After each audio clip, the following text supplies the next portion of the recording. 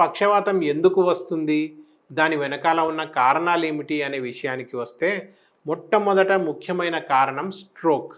Stroke అంటే బ్రెయిన్కి blood యొక్క సరఫరా ఆగిపోవడం లేదా సరిగా అందకపోవడం. బ్రెయిన్కి రక్తాన్ని సరఫరా చేసే రక్తనాళాలు రక్తాన్ని అందించలేకపోతాయి. దీనివల్ల బ్రెయిన్ టిష్యూ మరియు సెల్స్కి ఆక్సిజన్ మరియు న్యూట్రిషన్స్ అందవు. ఆక్సిజన్ మరియు న్యూట్రియంట్స్ అందకపోవడం వల్ల బ్రెయిన్ సెల్స్ మరణిస్తాయి. స్ట్రోక్ రావడానికి చాలా రకాల కారణాలు ఉన్నాయి. అందులో ప్రధానమైనది థ్రాంబోసిస్ అంటే రక్తనాళంలో రక్తం గడ్డగట్టడం, ప్రసరణ వ్యవస్థ ద్వారా రక్త ప్రవాహానికి ఆటంకం కలగడం. కొంతమందిలో బ్లడ్ ప్రెషర్ అధికంగా ఉండడం కూడా కొన్నిసార్లు ఈ సమస్యకు కారణమవుతుంది. రెండవ కారణం మల్టిపుల్ స్క్లీరోసిస్. మల్టిపుల్ స్క్లీరోసిస్ అనేది కేంద్ర నాడీ వ్యవస్థను ప్రభావితం చేసే దీర్ఘకాలిక వ్యాధి.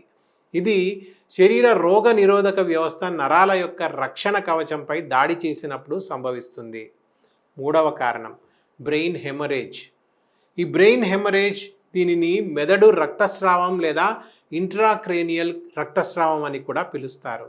ఇది మెదడులోని రక్తనాళం చిట్లి సంభవించే ప్రాణాంతకమైన పరిస్థితి.